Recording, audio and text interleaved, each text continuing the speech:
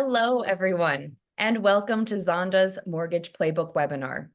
Today's focus is on the state of the housing market.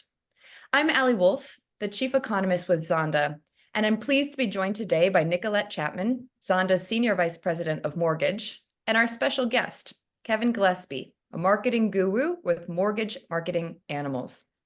Today's webinar is brought to you by Mortgage Pro by Zonda. Mortgage Pro works to help lenders win more builder business. This innovative platform allows you to identify builders who might need a preferred lender, grow your market share by tracking closings to the subdivision level, and recruit top builder loan officers to build new origination performances. Zonda's Mortgage Pro members also benefit from opportunities to network with decision makers at our events across the country. For more information on Mortgage Pro, please make sure to request a demo in our survey at the end of today's program. Besides Mortgage Pro, we have a suite of data and published research reports, including National Outlook. National Outlook is a report that looks at anything and everything related to the economy, policy, the housing market, and trends across the country. You can scan the QR code on this page to learn more. We also offer market reports for the top 65 housing markets across the country. These reports are your one-stop shop for metro-level data and analysis for local economic and housing trends. Now, for today's webinar, we have 30 minutes to get through two sections. I'm going to start with about 20 minutes on the state of the market before Nicollette and Kevin will go through a Q&A. Now, where I wanted to start today's presentation is by really acknowledging the shift in risks that we've seen just over the past few months. We know that the Federal Reserve has come out, and for 6 to 12 months now, they've been telling us that they're afraid to cut interest rates because they're afraid it will lead to higher levels of inflation. You do still hear some of the Fed officials say this is one of their main concerns, but we've actually seen a pivot in how the Fed officials are talking about today's market. Now you see more often, they're saying that they're concerned that if they loosen policy too late or too little, they could ultimately end up hurting economic activity. This is why we know that a September rate cut next week is all but guaranteed. But then you want to think about what could happen next. Will we have an October rate cut? More than likely not, because the Federal Reserve is not meeting. I would put a 50-50 chance at November. The November decision will be on November 7th after the election, and I think the Federal Reserve will want to take in what kind of volatility they see following the election to see if it makes sense to make a move. Similar to September, I would say a December rate cut also all but guaranteed as we think about concluding 2024. When you move into 2025, though, the focus will be on what is known as R star. If that is a term you're not familiar with, let's go back in history. So in 2021 and in early 2022, we had interest rates holding at that zero bound. That was because the Federal Reserve was doing stimulative policy. They were trying to grow the economy. But then the Federal Reserve got concerned that the economy was growing too much, and they started their restrictive policy, leading to 11 short-term rate increases. R star is what is known as that neutral interest rate that is neither stimulative nor restrictive. It's a theoretical idea. No one can tell you exactly what it is, but in general, economists think we're looking at between about 2.5 and 3. That does tell us that we anticipate seeing a lot more rate cuts as we go into 2025. But there's an important thing we need to understand. When we look at what the Federal Reserve is doing, we say, oh, we're waiting on the Fed to cut rates, but we're not actually waiting on that. All we've been doing is waiting for investors to believe that the Federal Reserve is going to cut rates. And that's what we've seen. That's why we now have mortgage rates at a 52-year low, because there is that confidence that the Fed is going to cut rates. The bond market is moving ahead of it, as it always does. So we've seen interest rates come down now into the low 6s, well off where we were at the peak of 8. But with rates still having that 6 handle, we're finding that there hasn't been that much positive momentum yet in home sales. Existing home sales represent the largest share of total transactions. The purple line is where we are so far in 2024. And you can really see just stuck in that slow gear, not much of a shift. And for all the reasons you would imagine. Still, consumers trying to make sense of overall housing affordability, a little bit of angst of not just what might happen with the election, but also just trying to make sense of what the Federal Reserve policy moves means to an everyday consumer. And I would say general discontentment. People looking around at the homes that are on the market and saying, I just don't really like these for the price that I need to pay. So from a sales point of view, we still have a lot of consumers that are sitting on the sidelines. From a supply point of view, this is where we've seen the most notable shift. The green line is what we've seen so far this year with active listings. We are now at the highest level we've been in 4 years. Active listings up 36% compared to last year. Now, remember, when we look at these stats, 2019 is our healthy year for comparison. We are still down 26% from 2019, but the national stat is only your starting point.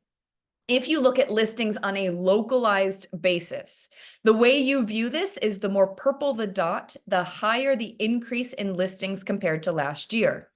If you look across the country, Seattle, we have listings up 70%, San Diego, 80%, Phoenix, Dallas, 50%, Tampa, Florida, leading the way at a 90% increase in listings compared to last year.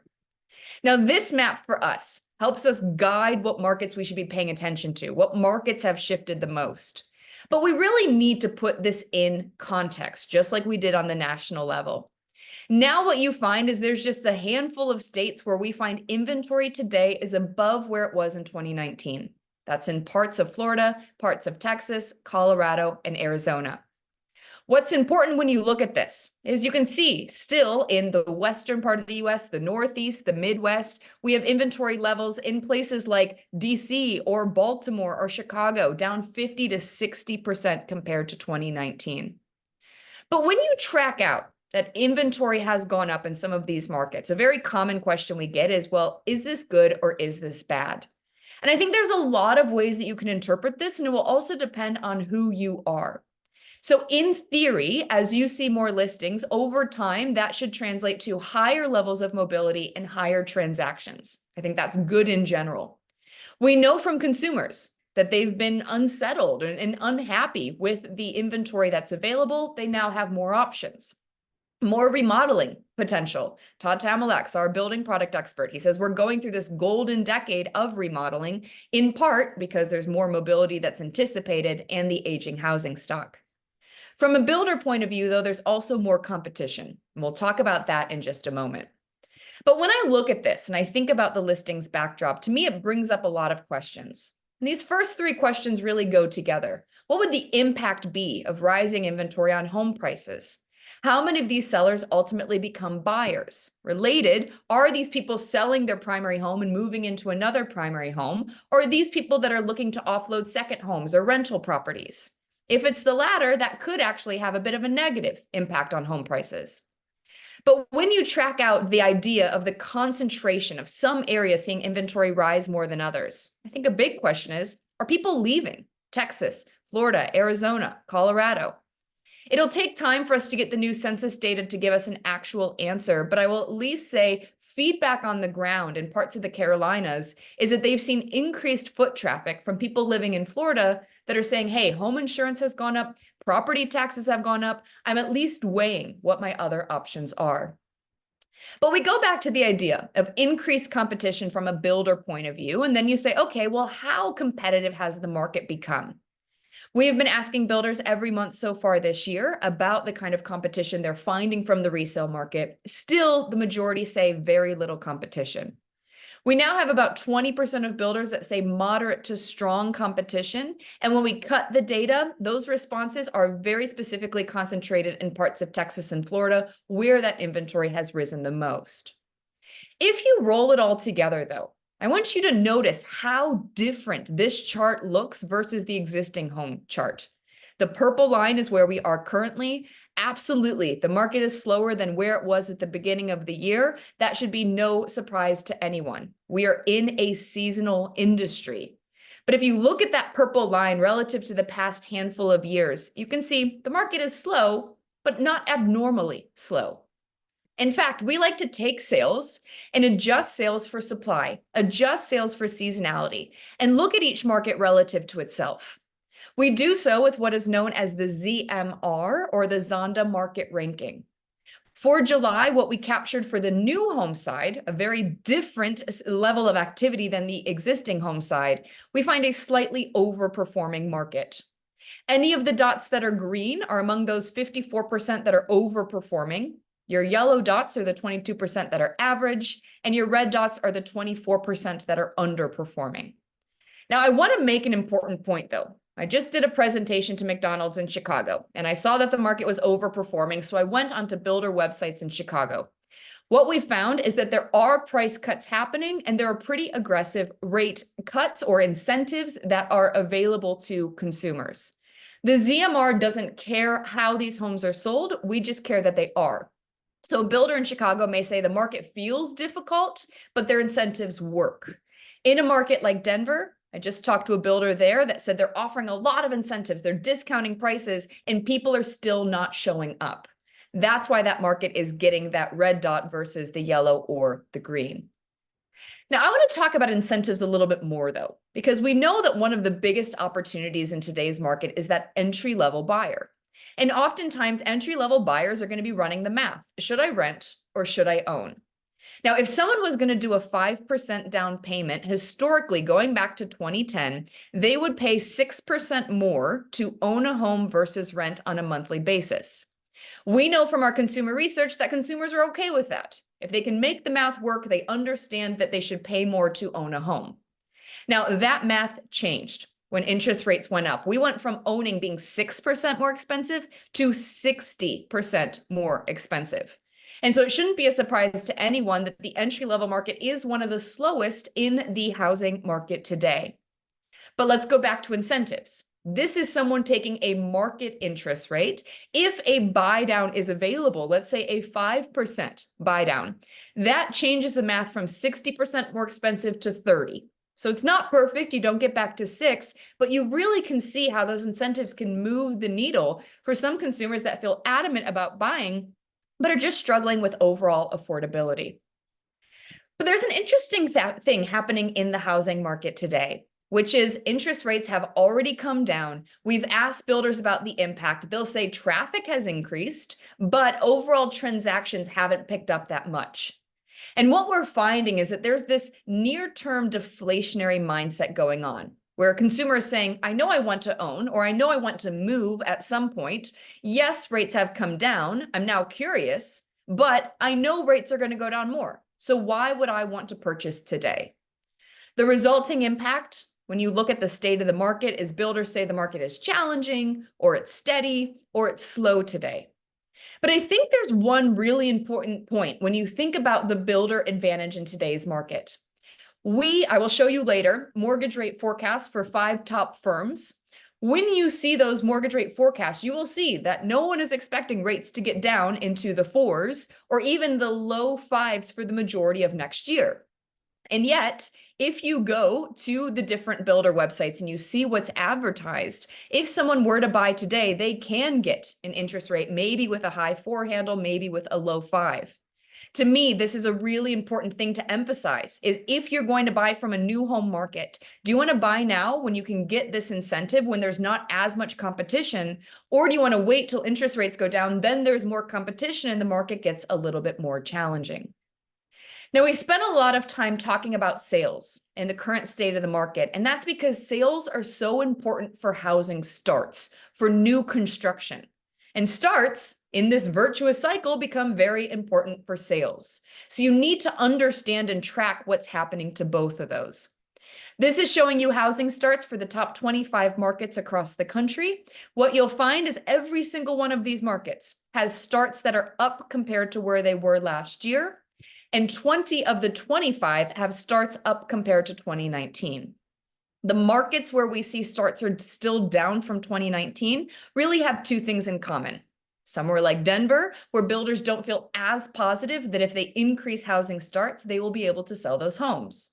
Or somewhere like Seattle, where the land and the developable land is very limited. It's just hard to really increase overall housing starts. Now, I don't want to spend much time on this, just given how far we are into this year. But if you think about 2024, the majority of builders plan to start more homes this year than last year. But let's go into next year. When you look at builder enthusiasm, they do still anticipate starting more homes in 2025 versus 2024. If you look at housing starts forecasts, these are 4 firms. Note that Wells Fargo is the only non-housing firm and the only firm that has a break from consensus. The other firms are anticipating that we will see an increase in housing starts, generally to the tune of about 3 to 5%. Now, the reason that builders think there could be more starts next year, that economists and industry analysts think there could be more starts, ties down to 2 main things. Part 1 is land and lot supply. We're not flush with it, but it's better than where we've been. And 2, mortgage rates. Now, the general belief is that mortgage rates are more likely to be down than up. And that's predicated on 1, the fact that the economy has slowed. When the economy is slower, especially compared to the height of the market, you generally find that interest rates are down. But the second point is what we started this presentation with, the idea that the Federal Reserve is going to cut rates. Now, I at least want you to understand what we know about interest rates when you look at history. Part of it is we've already seen rates come down. Part of the Fed rate cut is already baked into where interest rates are today. But we went back through the rate cuts over the past 40 years to say, what is the average drop in interest rates following the start of a rate cutting cycle? The way you should interpret this is a made up number, but let's assume we went into September at a 6.5% interest rate. 3 months after September, we would be at 6. 6 months after September, we would be at 5.9. 12 months is 5.8. So put a different way, the impact of the Fed lowering rates is usually front loaded and then tapers off as time goes on. When you look at mortgage rate forecasts, again, here I'm showing you 5 different firms. The consensus is that as we look at the annual average by the end of next year, we'll be looking at rates between 5.8 and 6.1. Know that that's an annual average, which means we could have points above 6. We could have points that rates are even in some of the mid 5s, lower than what we're showing here, but that's what the general view is. And I've brought this up before, and I want to bring it up again, the idea of planting the seeds now. 1, telling people or communicating that buying from a new home can make a lot of sense right now when you don't have as much competition, especially when we know what is likely to happen in the future. 60% of those that own homes and are under 50 years old plan to move in less than 5 years. That's higher than where we were in the height of the market, where we had 40%. We just have this general discontentment with people with a lot of equity in their home. Their life stage or lifestyle might have changed, and we anticipate that this leads to a wave of future moves. It's not necessarily next year. It's going to be over the next, I would say, 5-6 years that we're viewing this. But you could see a wave of future moves, which is important for increased transactions. We think a wave of additional remodels, which is important for HELOCs and cash out refinances, or some combination of maybe someone remodeling eventually to move, or someone moving and then remodeling the new home that they move into. Now, with that, I would like to turn things over to Nicollette Chapman, Zonda's Senior Vice President of Mortgage. Nicollette has 25 plus years in our industry, touching each aspect of the space, from title and escrow to building a builder division for a lender from the ground up, and then her role here at Zonda. If you don't know Nicollette, one thing I learned about her lately is that she's actually quite a good golfer. So Nicollette, you can give me some tips offline, but let me turn it to you. You know, I will say I'm definitely not a good golfer, but I'm good at participating with friends. I like a scramble, I'll tell you that, because we don't usually have to play my balls, which helps. You know, you always amaze me, Allie, because I think to myself, it's summer, she's going to take a little time off of traveling, but not you. You decided just to gallivant off to Africa. I mean, for an economist, you're a real daredevil. I will say that. But thank you again, because you always provide us with such amazing information. I do want to take a minute to introduce our next guest, Kevin Gillespie. Kevin Gillespie has been in the mortgage business for 40 years. He started as a loan officer, then a branch manager, then a regional, and then heading up production for a large bank-owned lender. Over the years, he then moved up the ranks to be the head of national production and then president for $3.5 billion builder-owned mortgage company, which is obviously relevant for what it is that we do here, and then COO of a publicly held bank-owned mortgage company. So certainly a legend in our business. Today, though, he is retired from corporate life and spends his time coaching branch managers and company owners across the nation in the Leadership Academy with Carl White and the Mortgage Marketing Animals. I've actually had the pleasure of working with him as part of their Builder Boot Camp, which they put on for loan officers. It's a 6-week program on how to break into the builder business. They have several different success stories that exist of people picking up and expanding their builder business. And he's a big advocate also of what we do at Zonda. So with that, I do want to give you a chance to welcome everybody before we dive in and I drill you with some questions, Kevin. Okay, well, first of all, Allie, outstanding job, great information. I've been to Africa, it's pretty cool. I'm impressed. I like that travel there, but also what you don't know about Nicollette. If you guys ever get a chance to have her do a presentation to your groups, your association or whatever she has for us, a couple hundred people, she wows the crowd. She is amazing, and she's married to Ted Lasso. So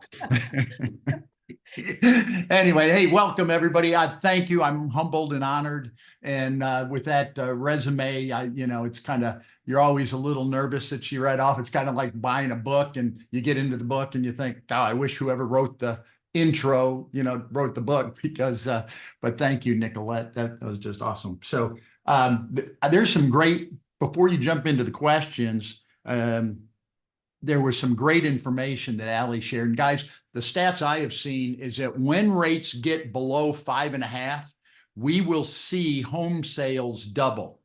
And so right now, if you have anybody sitting on the fence, they need to go buy now, right? Because when sales price double, or the new administration, if there's a new administration, they give $25,000 down for people to buy homes, there'll be thousands of extra buyers. And what that's going to do is it's going to drive prices way up. So now is the time to buy, get people off the fence.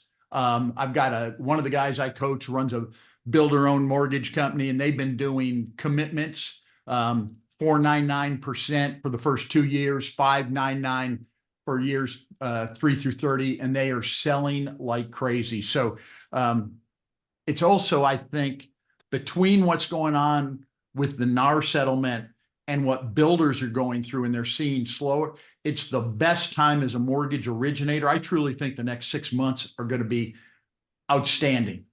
You got to get out and make your calls. You got to build your relationships. Yeah, it's pretty cool. Another piece of the market you all should be looking at is the small investor. It's about 16% of the marketplace. They're the mom and pop investor. So with that said, do you want to read the questions, or how do you want to do this, Nicollette? Sure. Yeah. Let's dive in. But I think what you're saying is right on point. It's something I've been saying for quite some time. And to Allie's point, why wouldn't you buy right now, especially leveraging, those builder incentives in order to be able to get in before the flood of the market comes, driving prices back up. So great time for us to be able to go out and educate the marketplace. But going back to sort of change and how we've evolved, and we've talked a little bit about the NAR settlement, and I think it's important to address how it has changed the way that we do business. I'm curious from you, because you work with leadership and originators across the country, how are you seeing lenders be creative in leveraging these changes in order to bring in more business? Well, I see it in a couple of ways. I'll say the majority of people are just going on business as usual. I've seen that mainly brokers are teaching their agents the legalities of the settlement. I mean, because they kind of put it off, and then all of a sudden, right, here it is. And now there's a little bit of, I don't know that panic's the right word, but a big concern. But the smart mortgage people are out there making presentations, and it's basically with two things. One, if there were a way that I could show you how to make sure you fill that commission gap and guarantee you get your seller or the buyer side commission, would you give me 15 minutes? Right now, with a line like that, is the easiest time to get appointments with agents you've ever seen, guys. I have one person, out of New Mexico. He runs several branches. Jack Thompson, he has spoken to 600 agents in the last 6 weeks. David Holland up in Pittsburgh, same thing. I've got a young lady that I coach. She's the top female broker in the nation out of Baltimore. She did 69 loans herself last month, but she is out there working this NAR settlement and showing agents ways that they can be sure they get the commission. And a lot of those ways, guys, we can help them with financing. And so we've come up with a list of about 10 different ways to help an agent get that, but nobody else is out there talking to them about it. So if you'll do that, you'll be able to make many, many contacts, I think. Great point. And I think it's such a big responsibility for us is not only to educate the home buyers, but also to educate those real estate agents and our builder community as well. So on that point, I have a question, and we'll move on after NAR settlement after this, but I wanted to ask you, one of the concerns that we had, because buyers are sort of coming out of pocket to have to pay real estate agents, how is that affecting our first-time home buyers, those VA buyers, the marginalized home buyers, or is it affecting them? I haven't heard that it is. For the most part, there's ways to work around it, right? If they don't have the down payment, you could raise the sales price a little bit and cover it. With VA, thank goodness, inventory's getting a little more normalized. We're kind of in that 4 to 5 months, and like a 6 to 7 month is really a normalized market. So homes are sitting there longer. I'm hearing that most people are agreeing to pay it. There are some issues with VA, obviously, because they can't allow the veteran to pay it. It's against the veteran rules. So you have to come up with other ways, either to work it in the financing and show that the seller is paying it, or some other sort of contribution. But overall, at this point, we haven't seen it. But at the same time, many of the contracts closing right now were agreed to prior to this NAR settlement going into effect. It's only been in effect now for a couple of weeks, right? I think we'll have more data in the next 30 to 60 days. For sure. So I know we're coming up to the top of or the finishing point of our webinar here today. And I just wanted to ask you, for those of you, by the way, who are familiar with me and what I do at Zonda, I'm a huge believer in having builders as a part of a diversified portfolio. I think it's even more important in today's market, particularly due to rate buy downs and even to the NAR settlement. Obviously, builders aren't quite as reliant a lot of times on an agent in order to be able to bring a buyer in and can reach that consumer directly. So I'm curious from you whether you want to talk about builders or resale, or maybe one nugget of each. What would be your single piece of advice that you would give to a lender who's looking to find success in this environment? Let's approach builders first. Everybody tends to get the mentality, and this is why we coach how to break into the builder business. Oh, these guys are all sewn up. They got their own mortgage company. Well, the truth is, if you get Zonda's data, which is incredible, and if you don't have it, get it, they will show you how little a capture many of their own mortgage companies are getting in different markets. And these people need help because they can't let that inventory, it eats into their margin with this carry cost. So they need to move these properties. And if you can do one of a couple things, show them how to, newer builders, especially, there's a lot of people who were newer builders in the last couple of years. They left bigger firms and they started their own. They're doing pretty good. I talked to one in Mississippi the other day. He's never seen this market. He's sitting there and he's got 5 homes, spec homes. He doesn't know what to do. And so you can be a big help if you can show them how to save margin. And by the way, if you haven't figured out the math, 9 times out of 10, a buy down will always beat a price cut. And a price cut, they get in trouble with the people they just sold the previous home to, that's the neighbor. Don't let those builders cut those prices. Do a buy down instead. It'll be cheaper and you'll get the mortgage payments lower. So go work with them on commitments, on buy downs. The other thing, we got a lot of people and we've got a lot of things we teach on how to find buyers for new homes. And if you can take a builder, go ask that builder, hey, if I bring you a qualified lead, I know you got a mortgage company, But if I bring you a qualified lead, can I keep the transaction and still get the incentive you would pay with your existing mortgage company? They will say yes to that 9 times out of 10. So from a builder perspective, I think it's a great time to go after the builder business. And again, oh, by the way, and I think Nicollette agrees with this, whenever you're calling on the builder, don't run their mortgage company down. That's one of the worst things you can do. Be a pro. Ask them if they got something falling out. A lot of times they may not be able to get a transaction together that you can. The builder mortgage relationship, they can be as strong as the builder can. Is that fair, Nicollette? 1,000,000%. The fastest way to get blackballed from a builder is to disrespect them by trampling on their own mortgage relationship. So definitely be part of the solution, not part of the problem. Absolutely. And then the other thing on the real estate side with realtors, brokers are afraid they're going to lose all this income. The estimates are that they're concerned they're going to lose about a third of their income. I don't know if that's accurate. We won't know until this plays out. But if you can go to brokers and say, I want to do a presentation, whether it be to one agent or a room full of agents, talk to them why they need a great mortgage partner right now that's going to help sell, why they need a buyer's agent. And like we use a list of 164 things that agents do for the consumer. And we're going to reinforce, we're going to be your backup sales team. And then we're also going to show you how to ensure you get that buyer side commission through like our 10 different strategies. And a lot of that has to do with the financing and how you work it into your financing. So, but what a great time to get in front of agents and build. There's been so much fallout in our industry.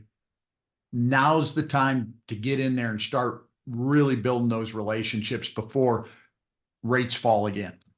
Absolutely. And I know we're 2 minutes over, and so I want to respect everybody's time. But if you are interested in more information with regards to Zonda or Mortgage Pro, or to reach out to Kevin, please respond in our survey just following the end of this webinar. We would love to work with you. We want to be part of helping you grow.